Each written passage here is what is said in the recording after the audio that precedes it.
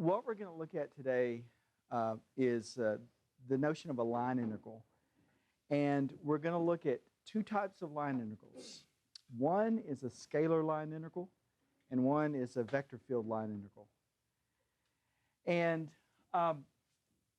so I've got a picture up here that kind of helps us to understand, that's going to help us to understand what's going on with the line integral, the scalar line integral. Now,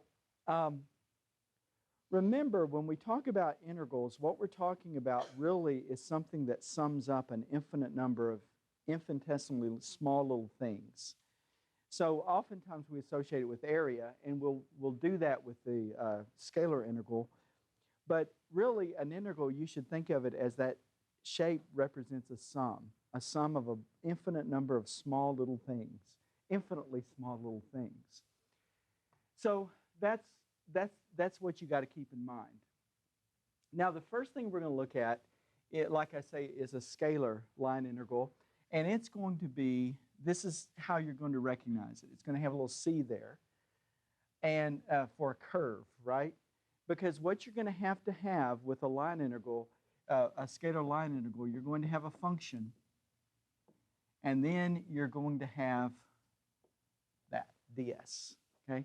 So this is kind of just the generic general form for a scalar line integral.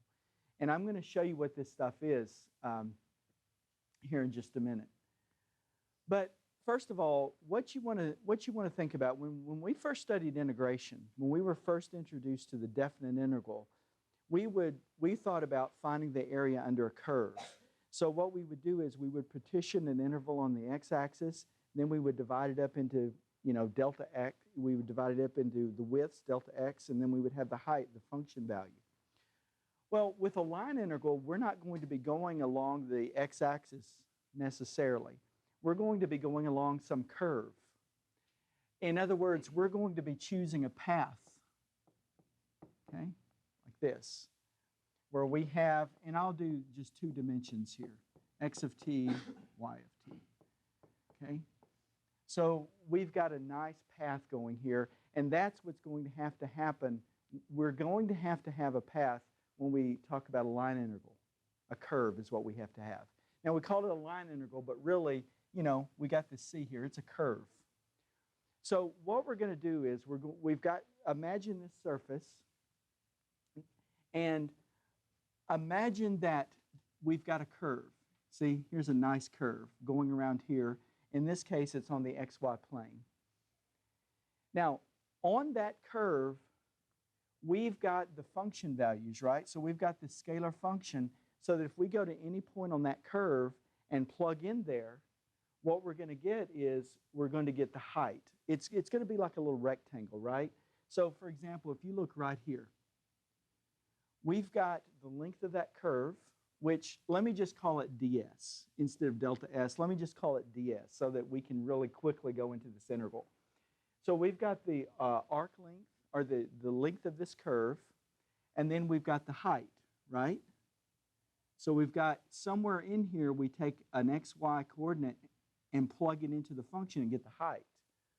So in doing that, you can see what we're doing is we're getting the area of that little rectangular thing. Even though it's not a rectangle, right? It goes up to a surface.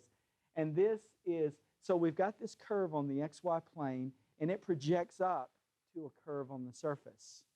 Okay? So here's what's going to happen. We've got this surface, f of xy, and what we're going to do is we're going to be given a curve. And what we do with that curve is I'm going to take my function, and let's suppose I'm going to go from A to B. What I'm going to do is I'm going to replace the x with its parametricized x part, and then the y with its parametricized y part. Okay. And then I'm going to have a ds here. And we're going from A to B. And I haven't shown you the ds yet, but this is what we're going to have. Okay? So we have a starting point and an ending point. Now here's the thing. Well, let me just go along here. Any questions about that? Now, we've got to decide, well, what is this ds? Well, remember this. If we talk about arc length, remember we had an arc length parameter, and we had something like this, and we said, well, the arc length is going to be x prime of t squared plus y prime of t squared.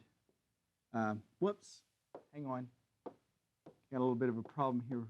I need to use a dummy variable, u, and du. We said that this is how we could calculate the arc length. So going from 0 to t, whatever t is, if we want to know the arc length, this is how we could do it. This is something we studied before. Now, what I want to do is I want to go ahead and differentiate. I want to find ds dt. So here I go. I go ds dt. Now, of course, the fundamental theorem of calculus tells us if we differentiate this over here, what we're going to get is the square root of x prime of t squared plus y prime of t squared. And whoops, that's it, isn't it? There's what we get, right? Okay. Now, I want to solve this and get the ds. Okay, so now here's what I'm going to do. I'm going to go ahead and think of this. We're going to treat this like a fraction, right? It's as though I'm multiplying both sides by dt, but I'm really writing it in differential form. So let's see what we get now. We get ds is equal to this. It's this thing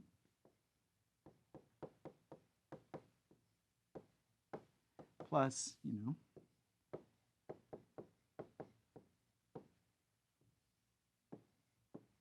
like that. So when we evaluate a line integral, we are going to use this right here, not ds. Okay? So our line integral is going to become this. We're going to have a starting, so it starts off, this is just a generic way to look at it. It's going to end up this way. And we're going to have f of x of t, y of t, and then the, well, actually, well, let me just go ahead and write it.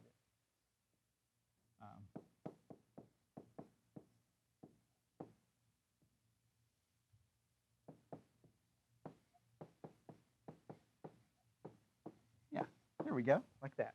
Where t is going to be between a and b. So we're going to end up having an integral that looks like this to integrate. Now, line integrals are a little bit more challenging than just the straight-up integrals that we've looked at before.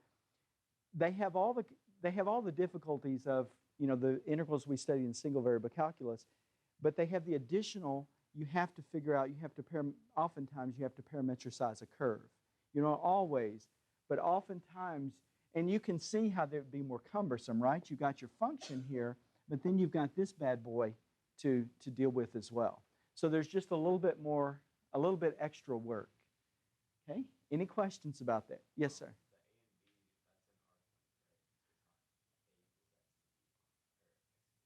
Well, it's supposed to be t equals a to t equals b. Yeah. Does that answer your question? Okay. Where t goes from a to b. Let me just do this. Okay. Now, let me show you an example how this works.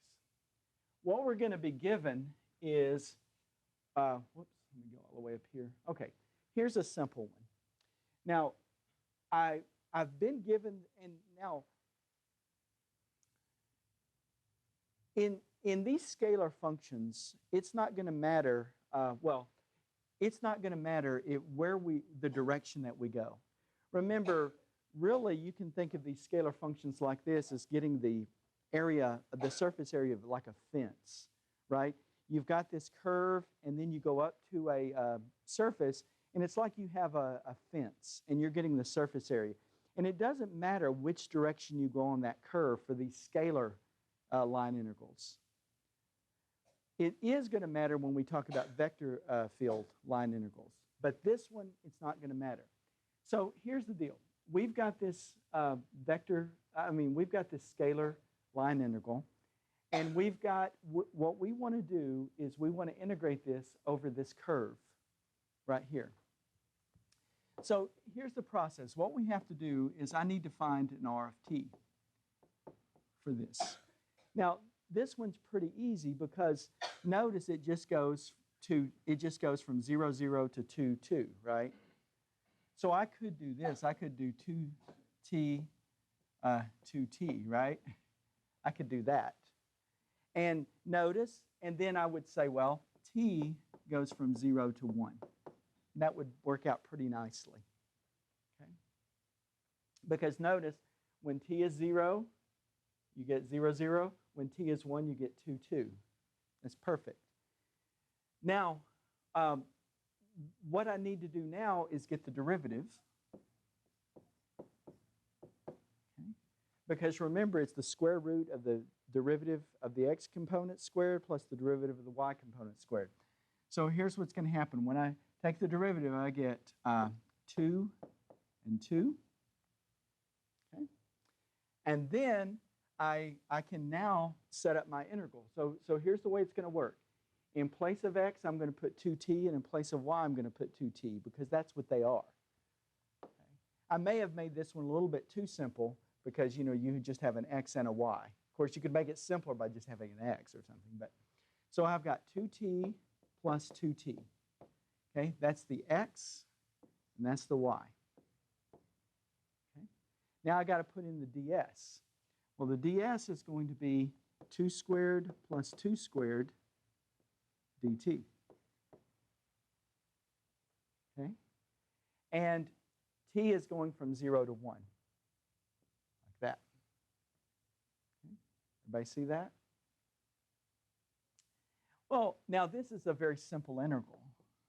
We got 0 to 1. This is 4t square root of 8, right?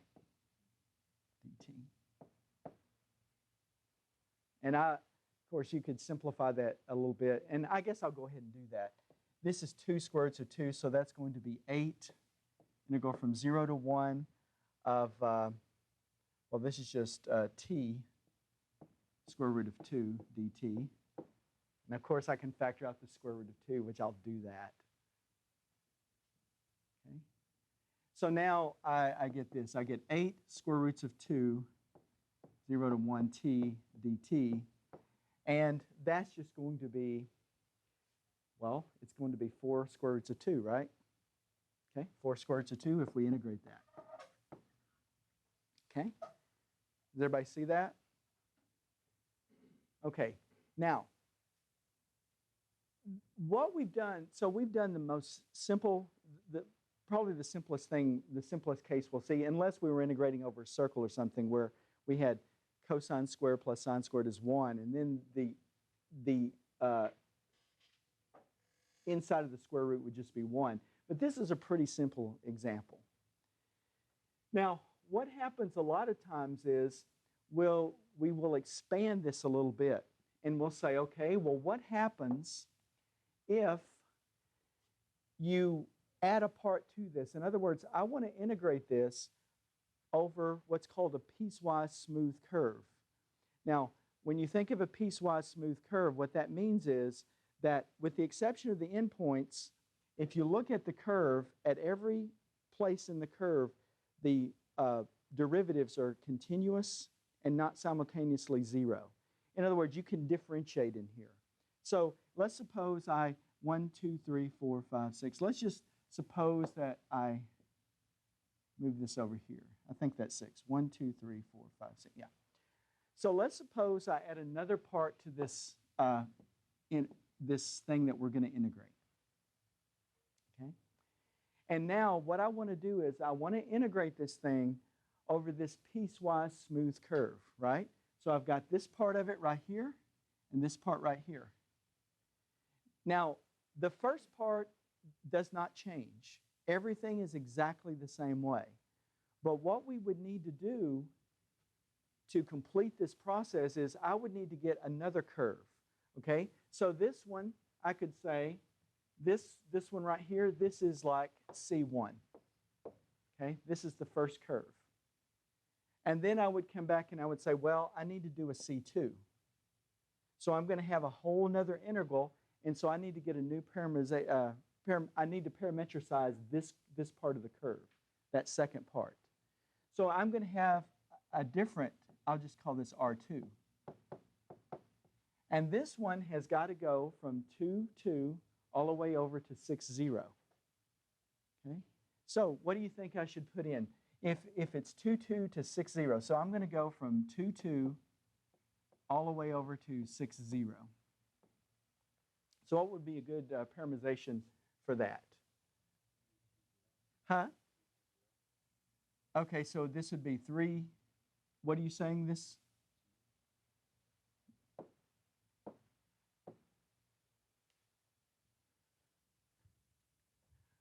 Okay, so maybe this, so here we got the 2t plus 2. Oh, let me see. Okay, 2t plus 2. And what was this other one? 2 minus t. And t goes from what to what? Yeah.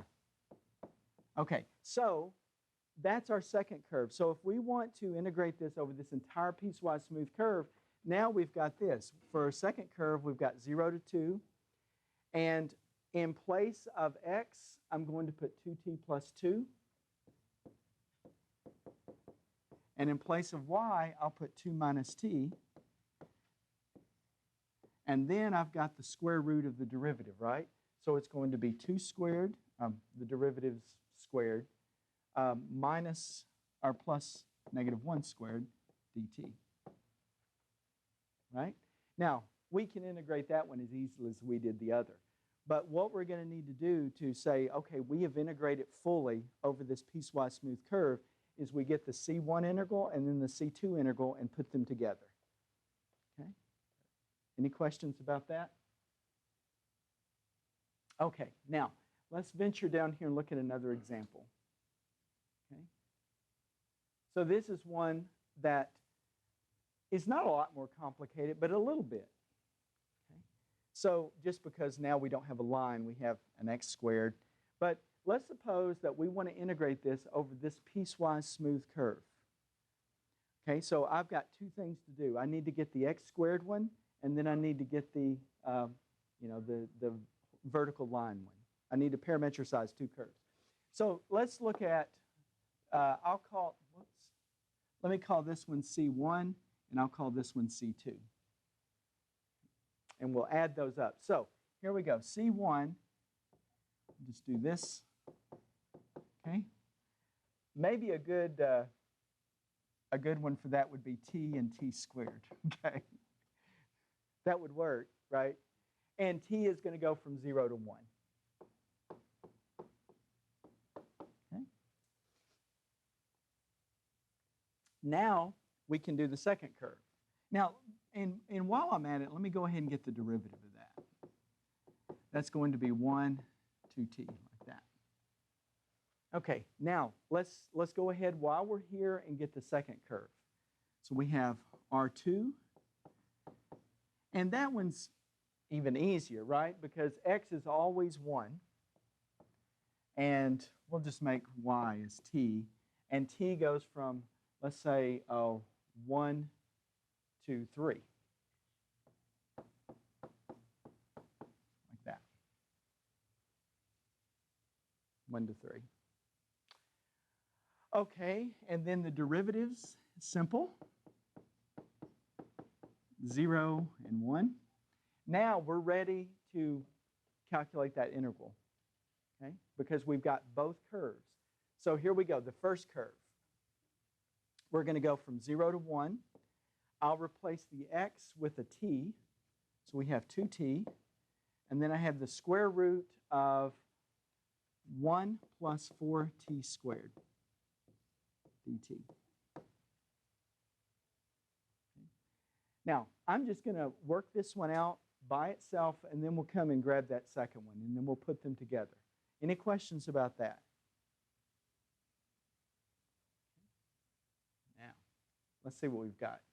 If I let u be the inside, then, so if u is equal to 1 plus 4t squared, then du is equal to 8t dt.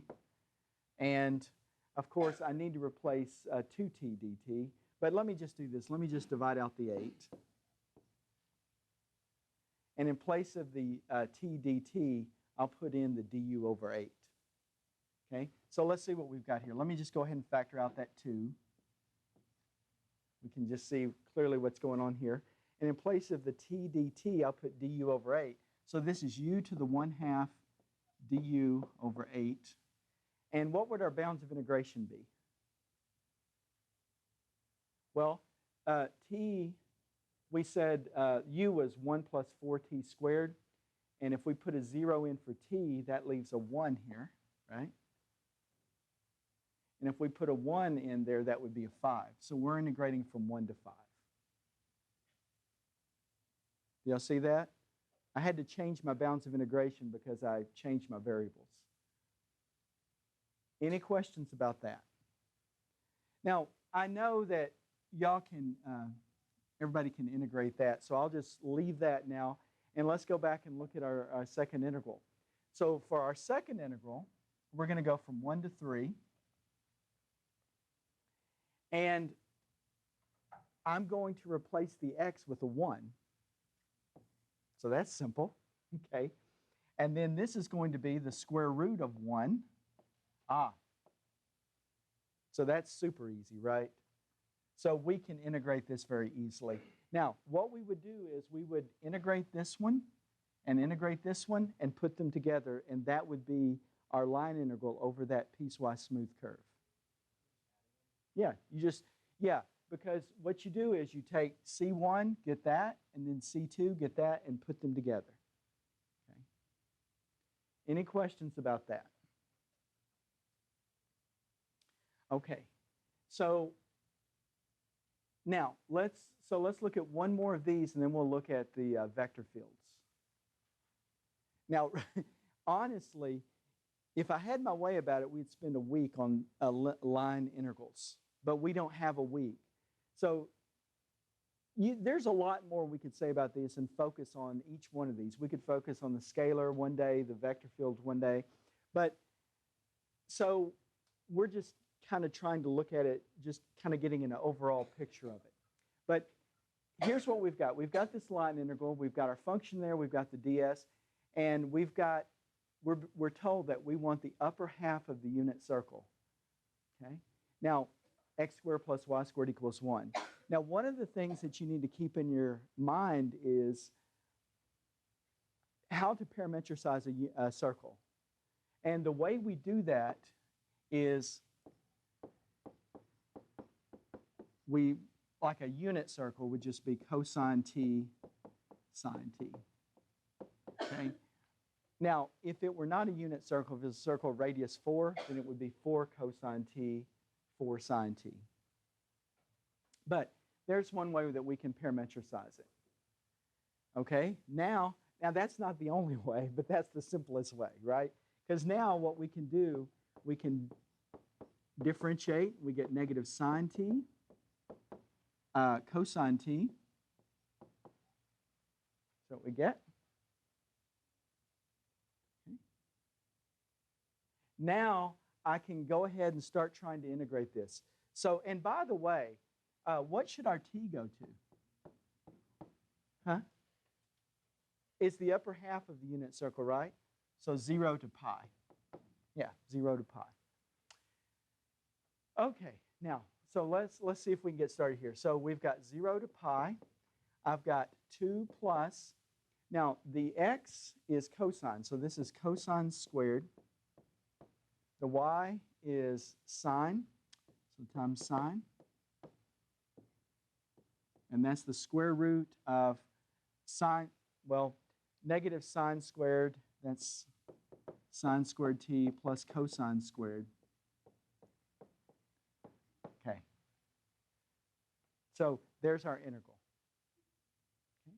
Now, this is what we always like to see. We always like to see this underneath the radical getting simple. And this, it gets about as simple as you can ever hope for, right? Because that's 1. So what we have then is we have 0 to pi, and this is going to be 2 plus cosine squared t sine t dt. Okay. Any questions about that? Now, any ideas how we would solve this integral?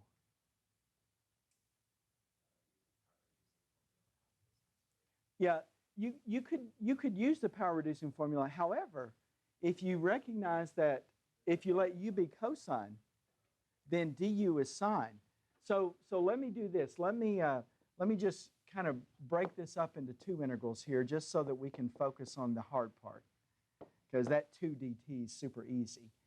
Then, so here's what we've got. We've got 0 to pi cosine squared t sine t. And now, just this one, if we integrate this one, we know it's going to be 2 pi, right? So I'll just knock that one out right away. Now, this one over here, let's see what this one's going to be. This one, if we let u equal cosine, then du is equal to negative sine t dt, and that means negative du is equal to sine t dt. So now we have this. We have the integral of u squared du, right? A lot simpler, right? Now, I want to change my bounds. I let u be cosine, so cosine of 0 is 1, right? And cosine of pi is negative 1. So it looks like there's what we've got going. Now remember, one of the things you can do is you can swap the bounds of the integrand if you change the sign of the integral, right? So this is something we don't do all the time, but so we can do this though, right? Doesn't hurt anybody. We don't have to, but it's just, maybe it was troubling. We're going from 1 to negative 1, so I did it. Okay, so now here's what we've got. We've got 1/3 u cubed from negative 1 to 1, and this is going to be 1/3 plus 1/3 is 2/3. Did I get that right? Put in a 1, that's 1/3 minus a negative 1/3, right? So you get 2/3. So now our answer, when we put all these together, is 2 pi plus 2/3. There it is. Okay? Any questions about that?